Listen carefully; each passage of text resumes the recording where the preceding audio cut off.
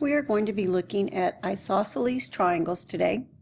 And the first thing on your handout is it wants you to label the parts, meaning the leg, the base angles, and the vertex angle. So let's start by labeling the base. And this side down here is your base.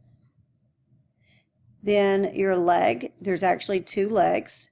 This side is a leg and this side is also a leg. Your base angles are going to be the two angles that are along the base. So this is a base angle and this is a base angle. And then your vertex angle is going to be this one right here. In other words, your vertex angle is opposite the base. So we have labeled the leg, or legs, the base angles, and the vertex angle. Something that it doesn't tell you to label, we haven't really talked about this, we will talk about it later in the week, is if you draw a dashed line right here that makes a 90-degree angle, that is actually going to be called your altitude. We'll talk about that some more later. So make a conjecture about the legs of an isosceles triangle. And if a triangle is isosceles, then the legs are congruent. Pause the video if you need to as you write any of these conjectures down. Make a conjecture about the base angles of an isosceles triangle. If a triangle is isosceles, then the base angles are congruent. So think about it.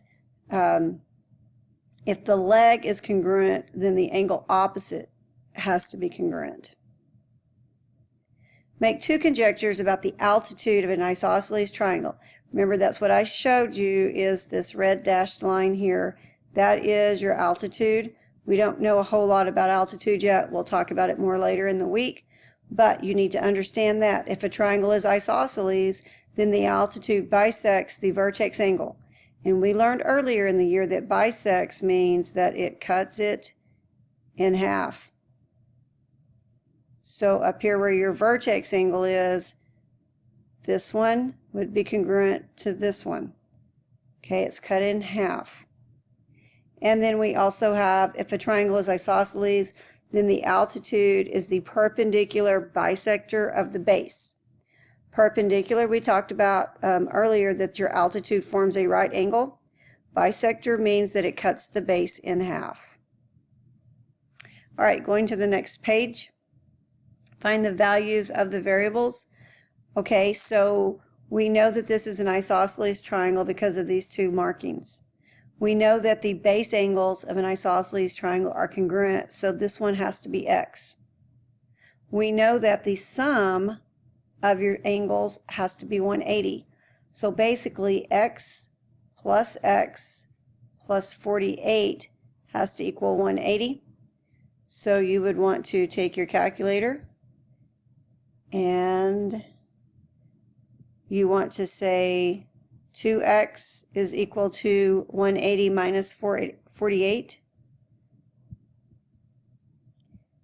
So that's 132. So then you would take the 132 and you would divide that by 2. And you would figure out that x is 66. Looking at number 2. Since this angle is the same as this angle, and they have this marked, we know we're talking that the overall triangle is isosceles, and so our base angles are congruent, so x has to be the same as x. So I would start by saying x plus 32 plus 32, because you've got to get this big angle, has to equal 180. So 2x plus 64 equals 180. Subtract your 64 and 2x is equal to 180 minus 64, which is 116. Take that and divide by 2, and you get x is equal to 58. Now that you know that this angle is 58, or this angle is 58, you can work with just this triangle, and you know that 58 plus 32 plus y has to equal 180.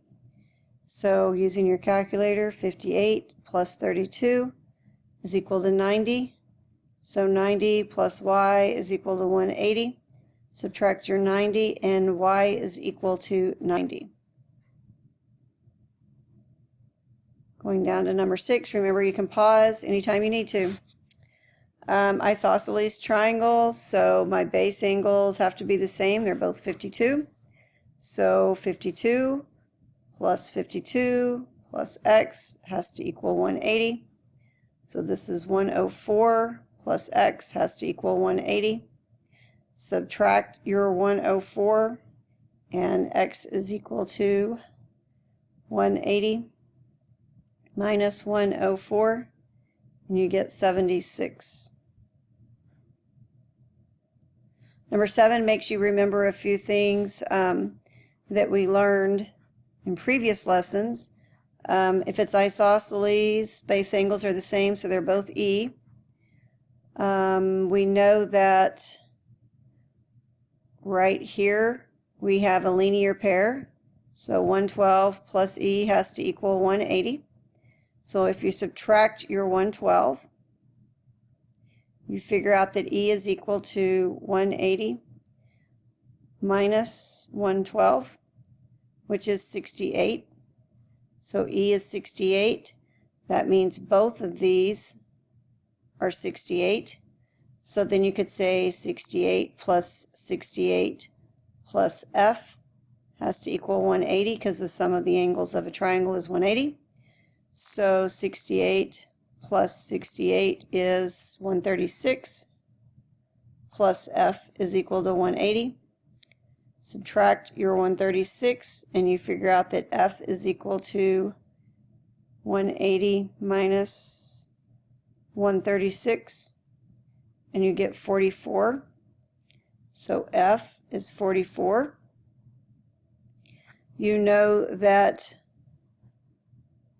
those two are a linear pair, so they have to equal 180. So you would say 68 plus G is equal to 180. And you would go 180 minus 68 is 112. You might have also realized that we had 112 and 68 over here. So you had to have 68 and 112 over here. Doesn't matter if you see that, that's great. If not, you have formulas you can use to make it work out.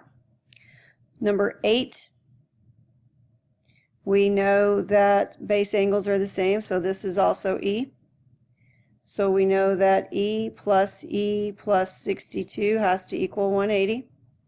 So 2E is equal to 180 minus 62, which is 118. Divided by 2, and E is equal to 59. So both of these bottom angles are going to be 59.